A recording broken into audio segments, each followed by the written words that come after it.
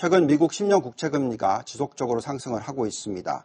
지난주 수요일 1.29%에서 지난 주말 1.45% 확대되었다고 말씀을 어제 드렸었는데 어제는 1.5%를 일시적으로 돌파하기도 했습니다. 자, 아직은 현저하게 미국의 인플레이션이나 경제 성장률 대비해서 낮은 수준이지만 계속해서 미 연준이 지난 FOMC 미팅에서 테이퍼링 실시할 수 있는 가능성이 11월 달에 있다라는 의견, 그리고 또 내년 하반기에 금리 인상이 가능할 거다라는 가능성에 대해서 얘기를 하면서 지금 10년 국채금리가 계속적으로 상승을 하고 있습니다. 자, 금리가 상승을 하게 되면 당연히 주식의 가치는 하락하게 됩니다. 최근에 유가가 천연가스가 또 그리고 구리, 알루미늄, BDI 등등의 인플레이션을 자극하는 숫자들이 나오고 있기 때문에 금리가 계속적으로 상승을 할 가능성이 높아 보이긴 합니다. 하지만 사실 가장 중요한 것은 향후 미국의 10년 국채 금리가 얼마나 빠르게 2%에 도달하느냐 하는 부분과 함께 미 연준이 금리를 언제부터 인상을 할 것이고 또 언제 2%에 도달을 할지 이것이 가장 중요할 것 같습니다. 만약에 0.5%포인트 정도 금리가 올라가게 되면 상승 여력이 한 10%포인트 정도 낮아지는 게 사실입니다. 자, 최근에 미국의 10년 국채금리의 빠른 상승을 보게 되면 2022년 하반기에 2% 금리가 나타나기 시작하고 2022년 말 또는 2023년 상반기에 금리를 인상할 것이다 하는 것이 대부분의 의견입니다. 하지만 우리가 판단하는 분석으로는 10년 국채금리는 2023년 중반에 들어서야지 확연하게 2% 이상으로 올라서고 또 미 연준의 금리 인상 시기는 아마도 2023년 하반기가 되어야 일어날 것이다 판단하고 있습니다.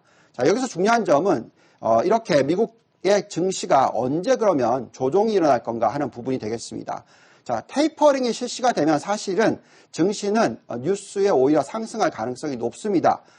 따라서 첫 번째의 조정 구간은 언제 나올 거냐면 금리를 올리기 전 약 3개월에서 6개월 전에 약 5에서 10% 정도 조정이 나타날 것이다 생각합니다.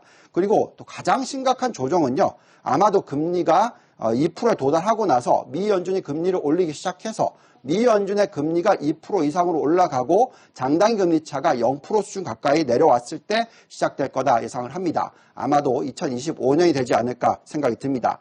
자, 이런 환경에서는 굳이 주식 투자를 소홀히 할 필요는 없습니다. 그렇지만 그래도 보수적으로 들여다보시는 분들의 입장에서는 향후 금리가 2, 3년 동안에 1.5에서 2.5%로 올라갈 가능성에 대해서 생각을 하셔야 됩니다.